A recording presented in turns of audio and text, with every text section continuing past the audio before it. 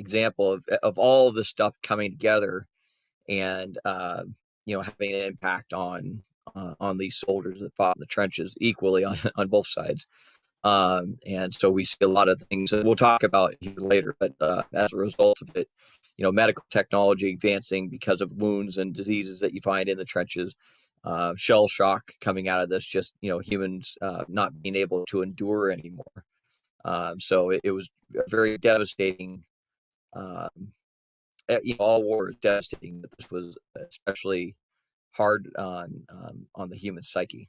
So, and you see here, this is actually a British soldier in the trenches, almost up to his knees in mud and water, which seemed to be kind of personify the experience that the soldiers had, throughout the war. So, just a little bit of background, obviously. I like putting this map up showing all the lines here with the dashes on them. Those are rail lines or main supply lines going through these different nations. And so you can kind of see where the focus of these nations were. And these would come into huge effect, upon World War I itself. And so you see, obviously, in particular, we're covering the Western Front, Belgium. You can see my cursor, Belgium and France here, the border here, and the rail line stopping at the border for the most part and not crossing over.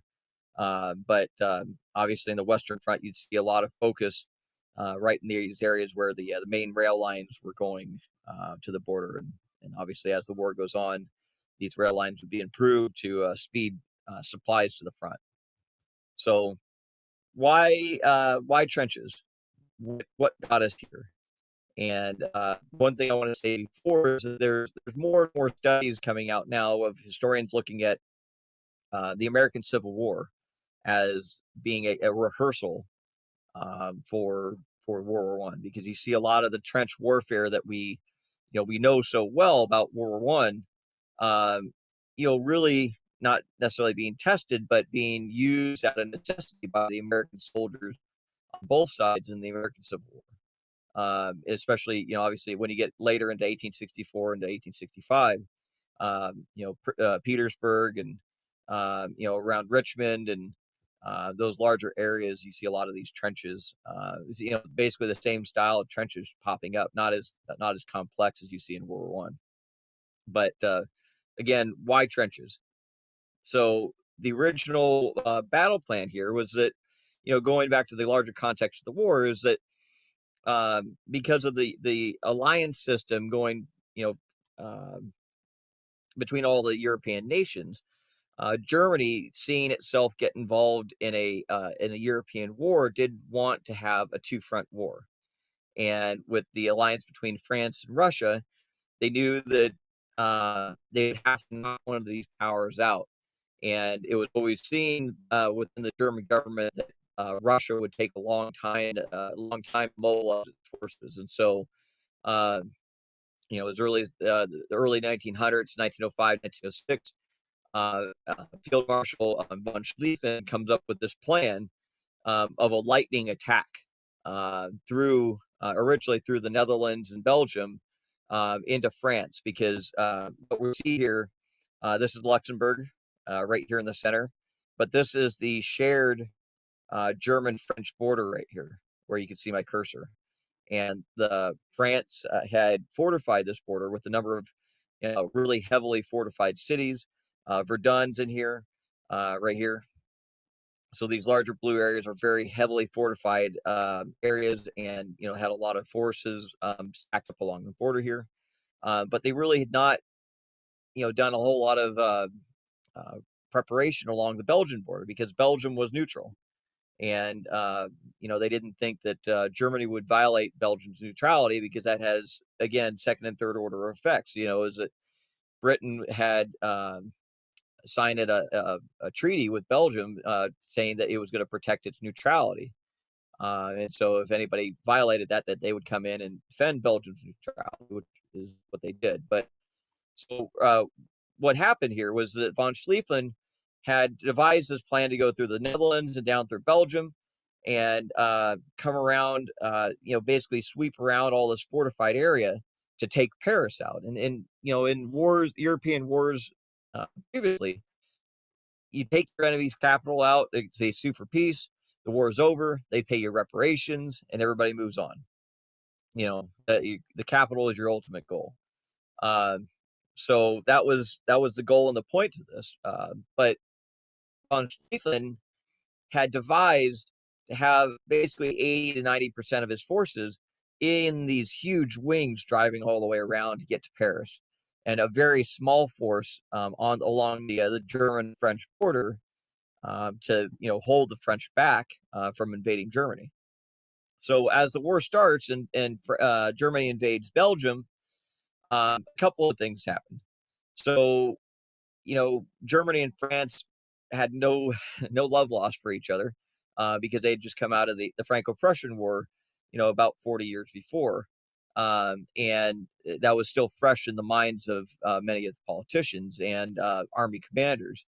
And France wanting to regain a little bit of this land. As soon as Germany invaded, they invaded Germany and attacked the German forces right here along the border. And so the German army basically started pulling back. Von Schlieffen was very particular about his plan and had set numbers of forces that were going to be committed for this overall arching attack going around through Belgium. And the German army command, he started pulling more and more of these forces back to counter the French attacks to the south. Additionally, they may have, I think in the original plan, they thought that Britain would probably come in, but they didn't think that they would be as hard fighting. But after Germany invades Belgium, the British army, the British Expeditionary Forces, were sent over to help out the French, and we see on one of the upcoming maps here. So, like I said, that the Germans kind of underestimated the Belgians and the French. The Belgians actually put up a little bit more of a struggle than the Germans had intended or had envisioned. The British Expeditionary Forces coming over added to that unexpected encounters that the Germans had not foreseen in this case. And then stalemates in some of these battles, like when the Germans initially met the British forces, it was the old BEF, or the British Expeditionary Forces. These were known as the Old Army, or the Old Guard, basically, of the British Army, and they were about as expert as soldiers you could find. They had these brand new, relatively new, British Lee Enfield rifles, 10-shot rifles, and they were very well trained in firing these rifles very accurately, very quickly. And they had what was known as the Mad Minute, where you just basically pump these 10 rounds out of the rifle as fast as you can, as accurately as you can, towards the enemy.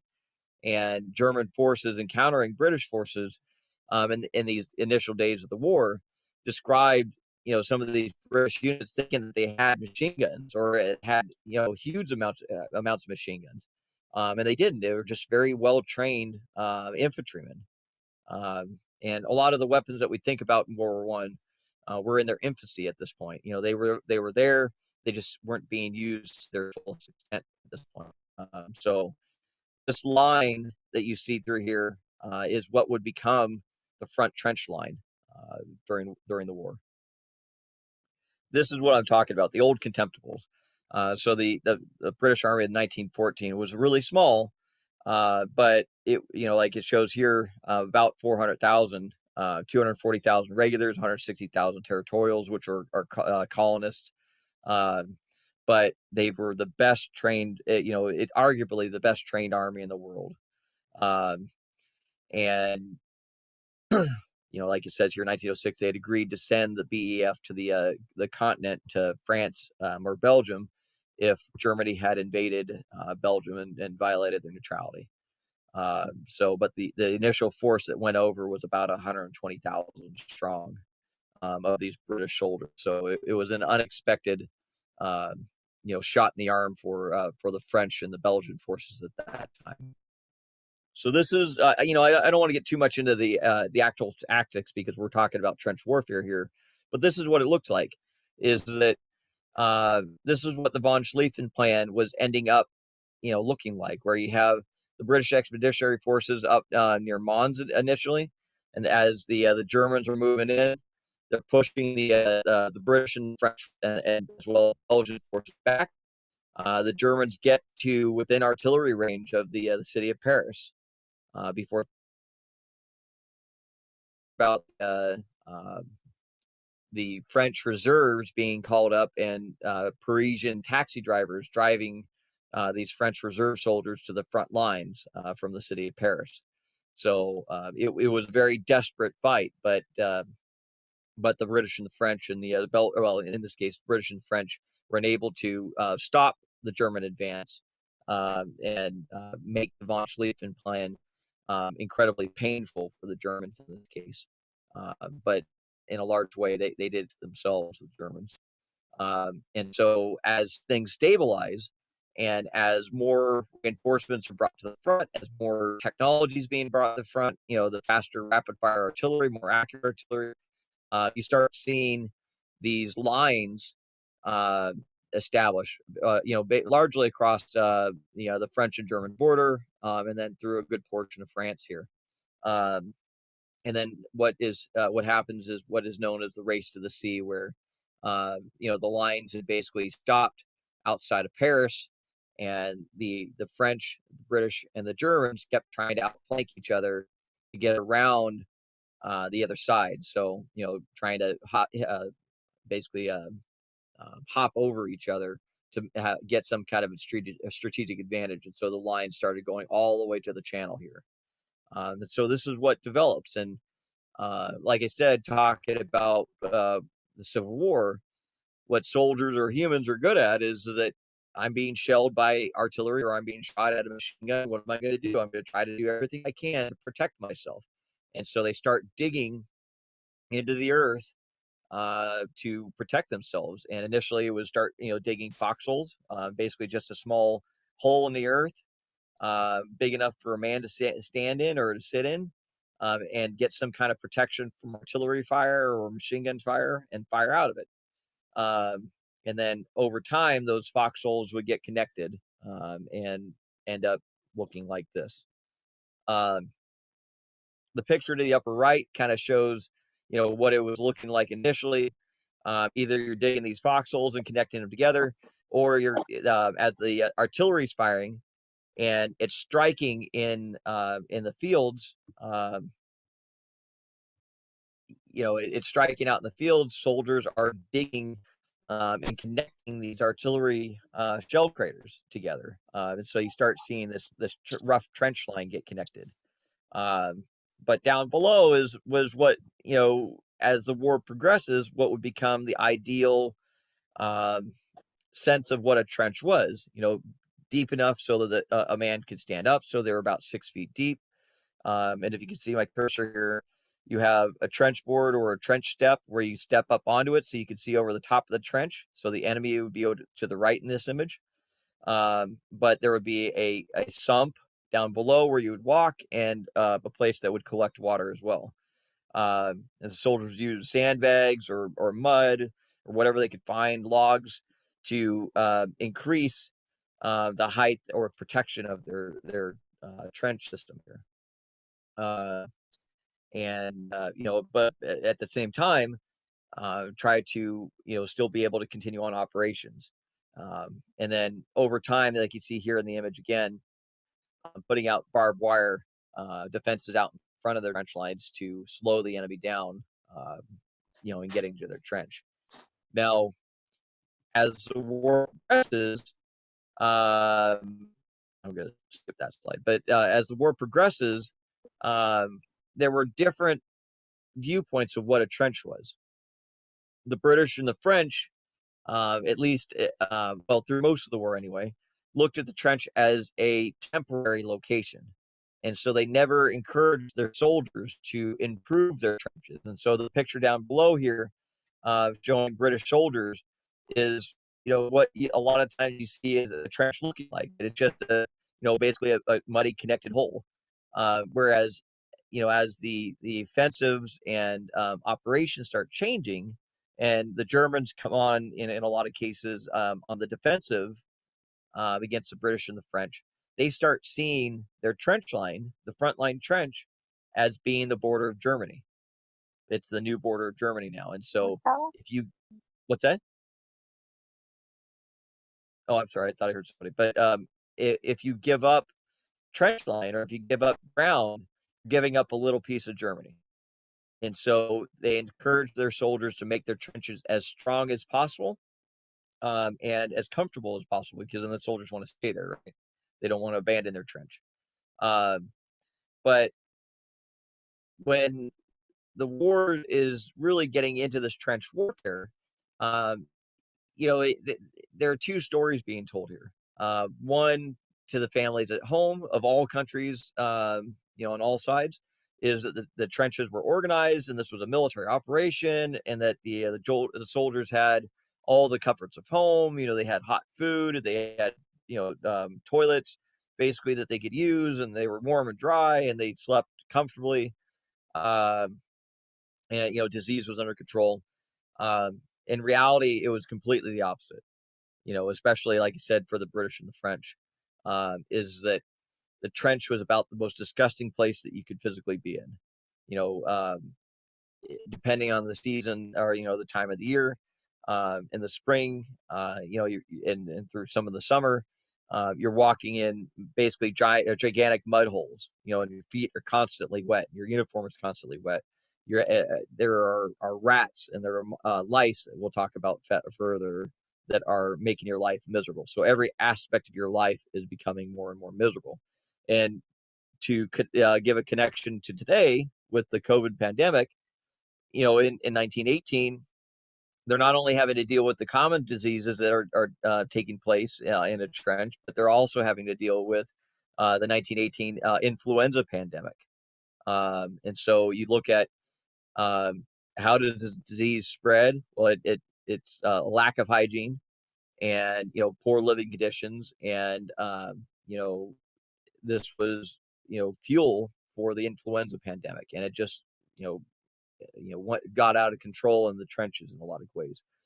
For example, when the U.S. Army obviously gets into the war in 1917, but really into the trenches in 1918, uh, there were so many soldiers that were suffering from influenza that in order to get admitted to a hospital, you had to have a temperature of 104 degrees.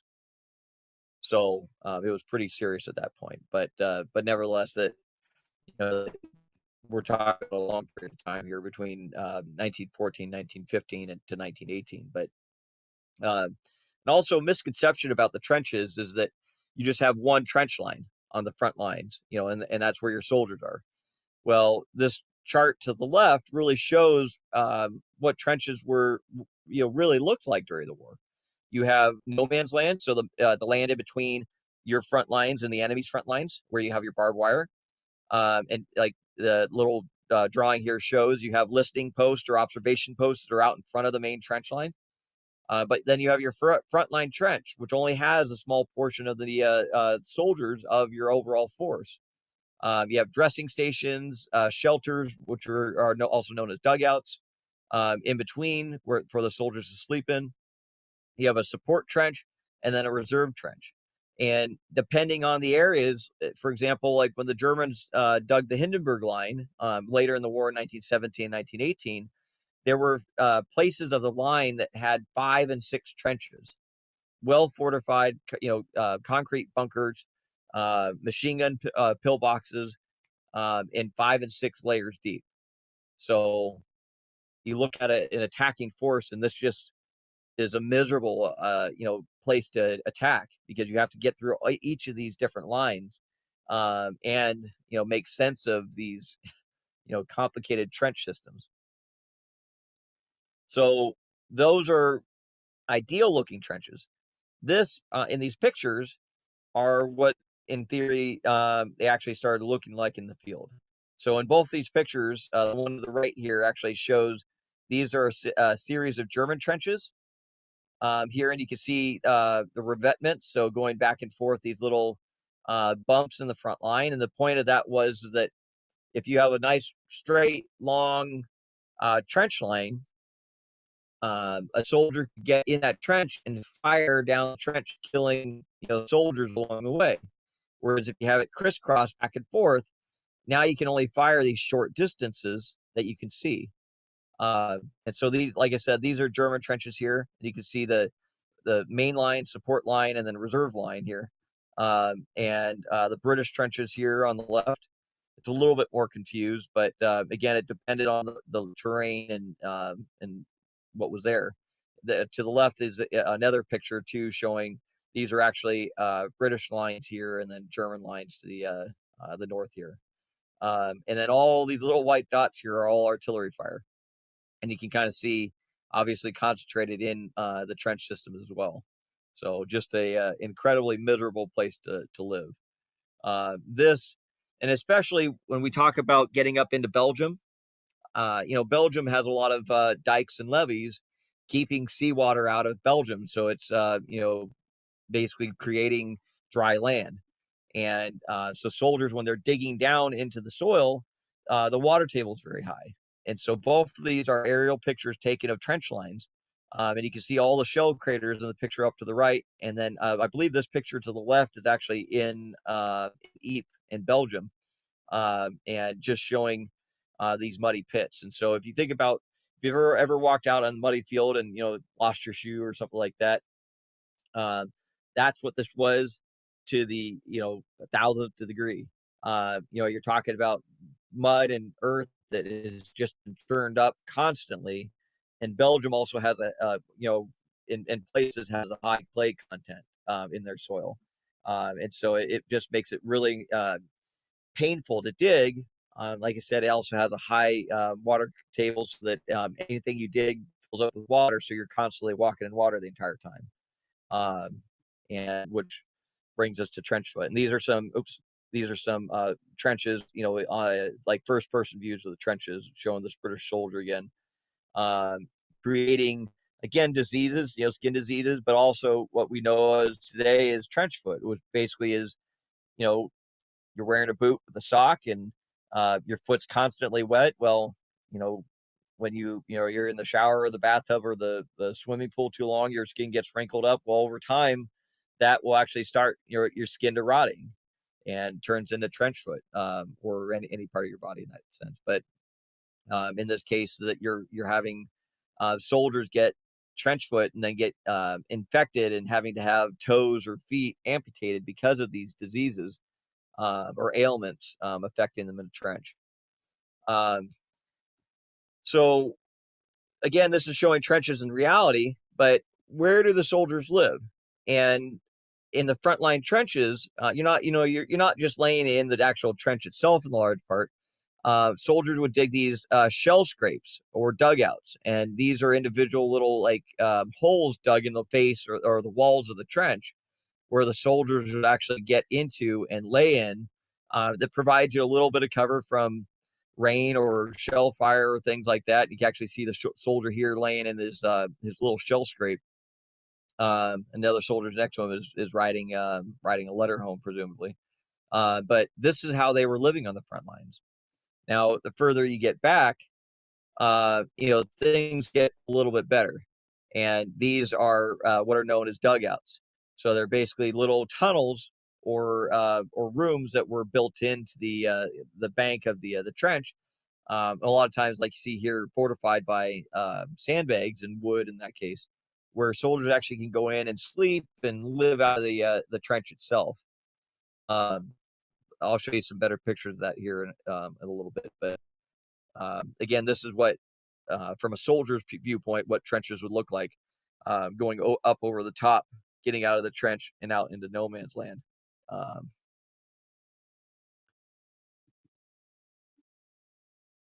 Oops. I'm sorry. Some of the slides that I hid here didn't get hidden. But so one of the things I always talk about here is that as the war goes on, now we're talking about 1916, 1917. As the war goes on, well, I'm sorry, really, this starts in about 1915. you have this stalemate where the soldiers are staying in their trenches. If they get out, go over the top, they're getting slaughtered, by the enemy, because you have now machine guns that are being trained out into no man's land. You have artillery fire that's getting really very accurate. And on top of that, you have airplanes. They're now watching the movements of the soldiers in the field. And as it goes on, you're getting airplanes to start dropping bombs on your soldiers, and so you get the stalemate. And both sides were looking for every advantage they could to break the stalemate. And one of them was actually digging mines. So if you think about the plane of field here, you have ground level where the soldiers are digging into the trenches to get out of the shell fire. Then you have machine guns on the surface level, artillery and everything else going at that level. And then above that, you have airplanes flying over along with all these artillery shells. But on top of that, you have soldiers, and both sides were recruiting soldiers from traditional coal mining areas or mining locations in both countries to start digging mines and tunnels under the enemy trench lines. And this is the LOCHNAGAR mine here, where the British from 1915 to 1916, or from 1915 really through the end of the war, start digging these mines where you dig a tunnel underneath the German lines. You build a room under there, pack it full of dynamite or some other explosive, and detonate it. And then they would attack that area where they detonated these these mines. And so the German soldiers, presumably in this case, would be set off. They wouldn't know what to do, and they wouldn't be prepared. Their huge section of their line just got blown up. And so this one, the LOCHNAGAR mine, was detonated 1 July 1916. The crater was 98 feet deep and 330 feet wide. And this is the picture of the crater here, and being detonated in some of the German trenches. This is a view looking down into the crater at the time, and this is a view looking out of it. It was incredible. And this is actually what it looks like to today. And one of the things that, the war has had a permanent impact in a lot of different ways on, the parts of Belgium and France that, experienced this. And so you can see the mine there, or the crater, but you can also see these lines out in the farm fields are still where the trenches were. That even over 100 years of farming these fields, you could still see the differences in the soil from where these trenches were dug up at. So you have these permanent scars on the landscape from that. But oh shoot. So yeah, but nevertheless, I'm sorry, I was looking at my notes here, but nevertheless, you have these soldiers trying to deal with it. And if you want a good reference for this case, the movie Beneath Hill 60, it was a movie made, I guess about 10 years ago, a British war movie that was a movie about Australian miners that were actually, the British used Commonwealth forces, and the main Commonwealth countries were Australia and Canada, but they also used a lot of their other colonies in this sense as well. But in this case at Hill 60, it was a section of line in between in the Ypres salient, so up in the center part of Belgium, and it was an area that had been basically stalemated since the start of the war. And these Australian miners had dug down into into this hill that was known as Hill 60. It was a slight rise that the Germans had, and to tell you how bad it was, as the rains came, the Germans would actually take and pump water out of their trench line, and it would flow downhill into the British trenches. And so it was on top of that, as well as being kind of a strategic point to put artillery on potentially, and to break the German line going further east, they wanted to detonate this mine. And the Second Battle of Ypres that occurred in April of 1915, um, it was a larger British front-wide offensive. And so what they did was they actually dug 16 of these mines, all along the front line in various sizes, Hill 60 mine being one of the largest ones. And it had somewhere near 3,000 pounds of TNT or explosives that was put in the mine. And when they detonated it, it actually created it was about a 200-foot wide crater. I'm sorry, it was a 300-foot wide crater and about 150 feet deep initially. And the explosion was so large that they heard actually one if not two of these detonations from these 16 mines going off. They heard it in London, over 70 miles away. And so you could see how big this was, and it was even bigger than the British or Australian engineers had expected, because when the mine detonated, they actually had fallout or earth and whatever else was being blown up fly into the British trenches, injuring, killing, and wounding British soldiers in this case. So it was much, much larger than they ever expected. But the sad thing with a lot of these is that those 16 mines that had exploded, the as the British forces advance across no man's land, they take the front and second line trenches, but they couldn't break through the third line trenches, or the reserve trenches. And so by May of 1915, the British and the Germans had largely returned to their original trench lines. The British still held the mine, or the Hill 60 crater, but that was about it. They didn't really hold a whole lot more. So after hundreds of thousands of lives on both sides, the lines basically returned to exactly where they were about a month before. And an ironic part of this is that of the 16 mines that they had intended to detonate, only 14 of them detonated. Two of them, the charges never went off. And if you can imagine, you don't want to be that guy that go down into this mine and find out why this thing hasn't exploded yet. And so what the British did was they closed the tunnel, buried it, and forgot about it. And so these other mines were somewhere between 1,500 and 2,000 pounds of explosives in the mines, and just forgotten about. Well, in 1955, one of these mines actually detonated after a lightning strike hit a telephone pole that was installed unknowingly, directly above the mine. Now, it didn't create as large of a crater. I think it was about 100-foot wide crater, and it was about 50, 60 feet deep. But unfortunately, it was out in a farm field out in Belgium. Excuse me.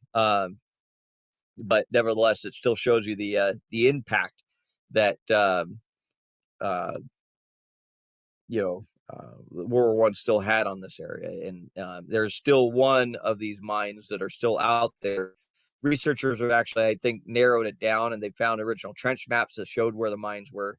And so they know a rough area where this last unexploded mine is. But nevertheless, that lasting impact of the war on the enemy. And I apologize. For some reason, when I opened this, it didn't open the same slide deck. So one of the other things I wanted to talk about further was, let me go back a couple slides here. Was the dugouts and the differences between the British and the German trenches. So what I had mentioned earlier was talking about the different mentalities. There was an American soldier that had talked about during the 1918, the fall of 1918 offensives, during the Meuse-Argonne offensive. The Germans had created these, like I said, the 5 and 6 deep in cases or in spots trench lines called the Hindenburg Line. And this was their final trench line. This was, like I said, the Germans had considered this the border of Germany. So they weren't going to give up any land. Well, as the Americans are taking some of these trenches, they are describing that the Germans had basically made, uh, these trenches so livable that they had wood walls, they weren't walking in water, they had these complicated sewer systems that were, channeling water out of the trenches, a lot of times funneling it towards the enemy trench lines. The dugouts that were going downstairs. It was an American officer that described that they had electric lights and generators in these areas, that he walked down into a dugout that was 60 feet below the ground. And it was a complex series of rooms, soldiers' rooms and things like that. But it struck him that as he's walking down the stairway, that there was a window in this wood encased stairwell going down. And the window had a picture of Germany placed behind it, just some farm field out in Germany. And he looks at this trench. Now, granted, he didn't know at the time that the war was only going to be lasting, roughly another month or so. But he looks at this and says, we've been living our lives in the squalor of our trenches on the Western Front, and here the Germans have been basically living this, relatively comfortable life, just about as comfortable a life as you could live in a trench line.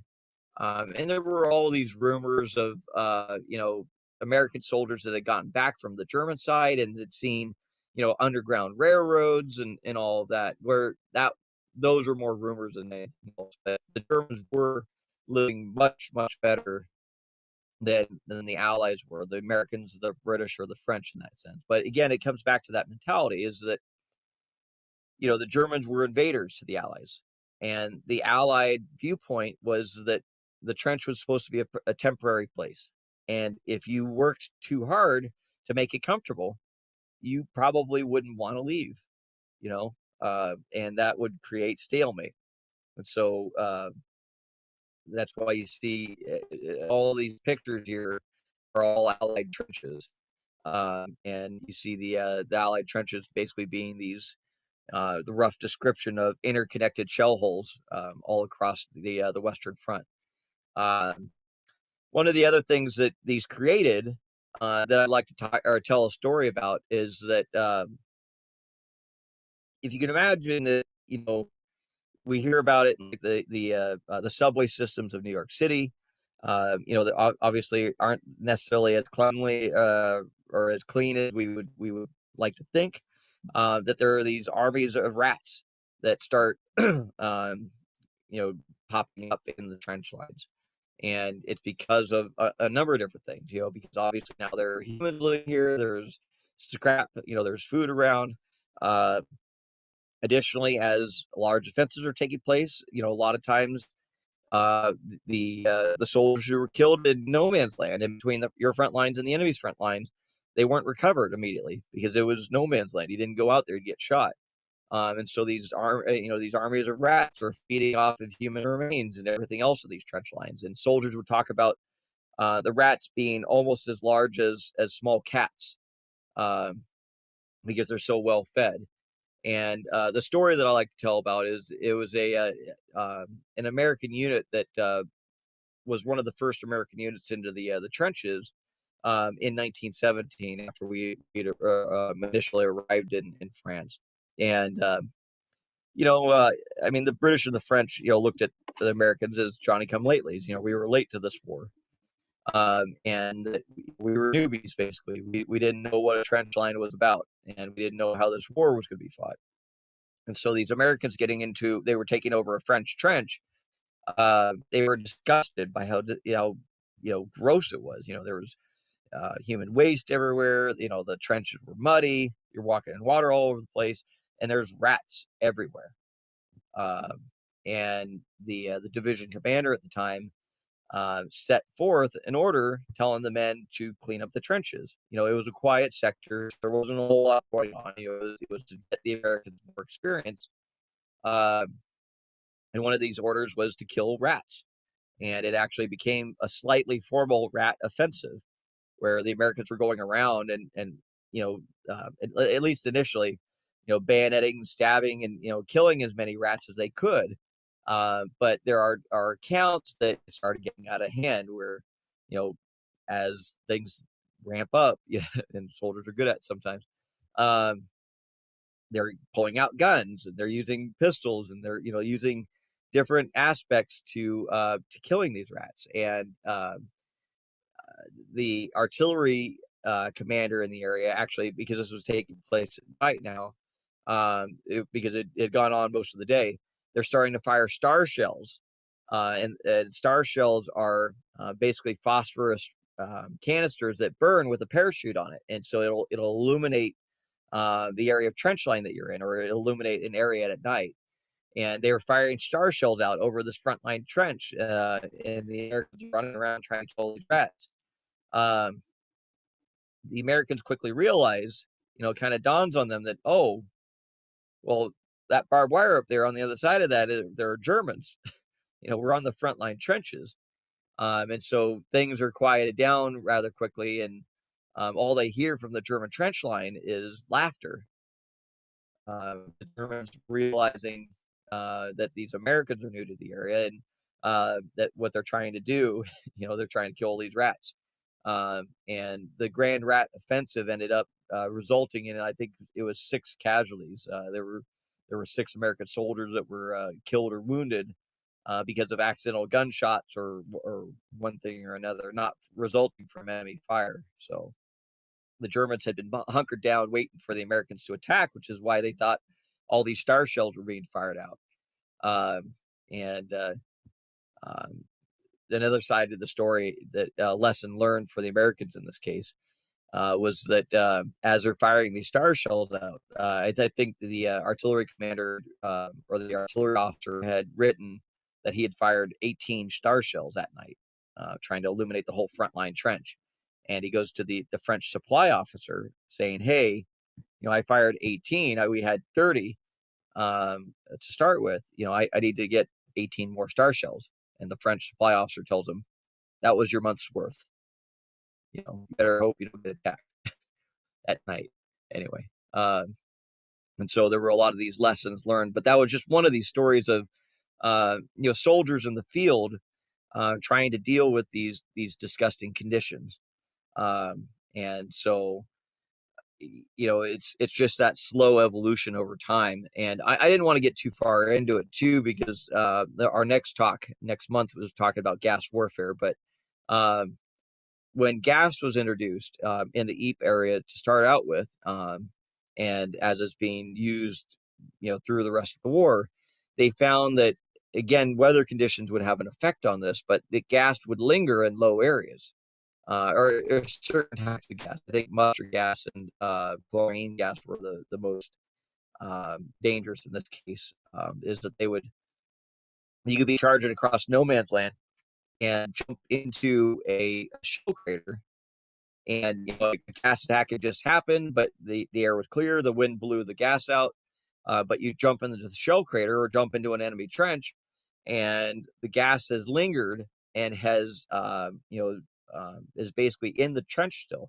And so you'd still have to wear your gas mask to ensure that now that the trench, the lower area that you just jumped into, like what you see these soldiers standing in here, is clear from gas.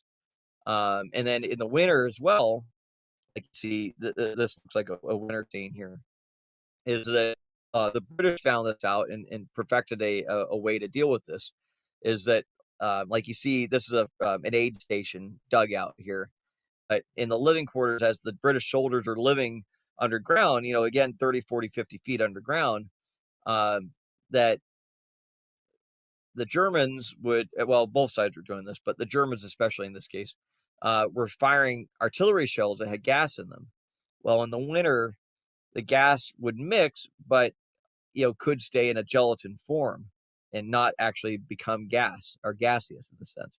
And so as soldiers would be up on the front lines, keeping watch at night and come back down into their dugout for their shift, they would have what was known as a warming room. And so about halfway down in this dugout, they'd have 2 blankets, or I'm sorry, at least 1 blanket set up that would either be wet or would be treated like a tar blanket or something like that.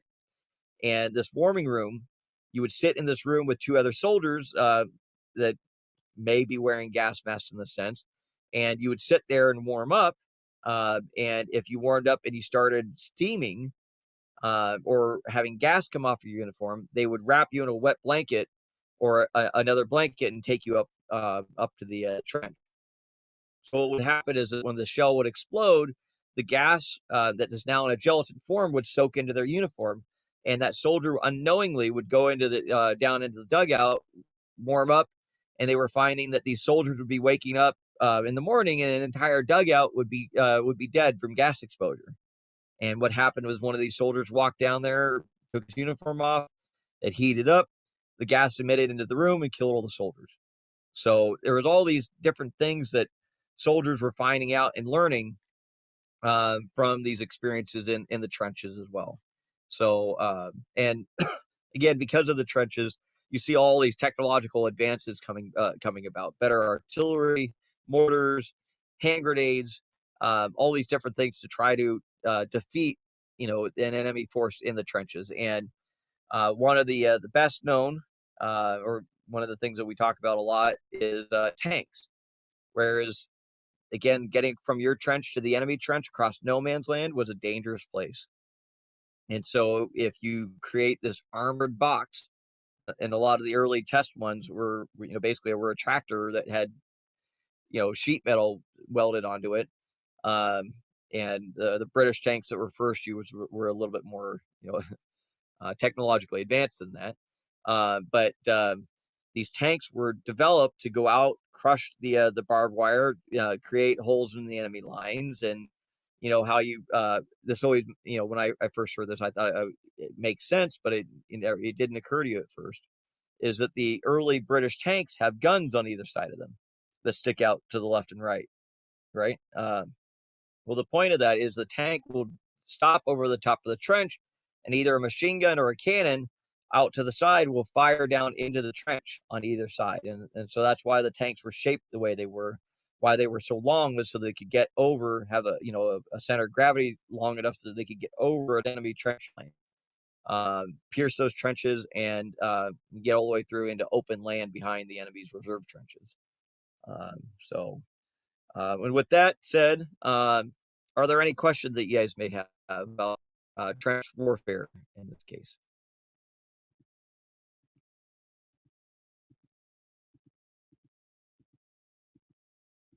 And I apologize about these other slides here, but well, with that, I kind of want to leave this with the casualties here and the figures. So World War I, by the numbers, you look at all the different countries here. Russia was by far the largest mobilized and the largest casualty figures of all of the nations here. But the numbers are staggering when you add them up. But you have the total number of mobilized 12 million soldiers in Russia, 9 million casualties. In large part, and casualties include, like it says here, killed, wounded, missing in action, POW. And so you can have within that 9 million soldiers, you have soldiers getting wounded multiple times. So, but just exceedingly high casualty figures. And you have the United States down here. We mobilized, just roughly over 4.3 million soldiers with about 350,000 casualties. And again, in these numbers too, are not counted sicknesses.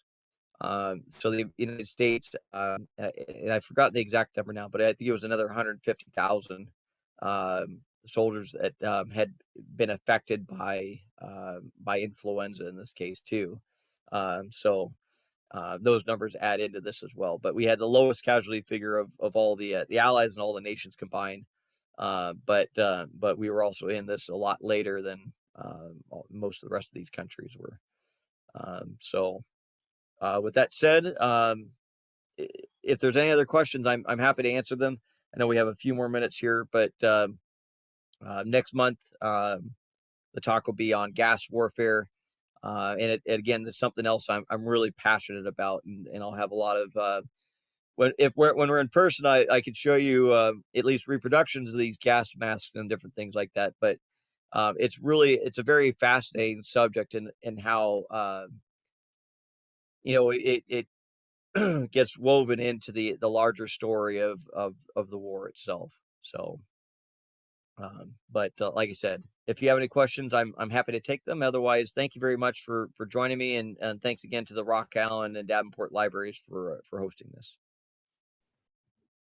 Thank you, Kevin. That was very interesting.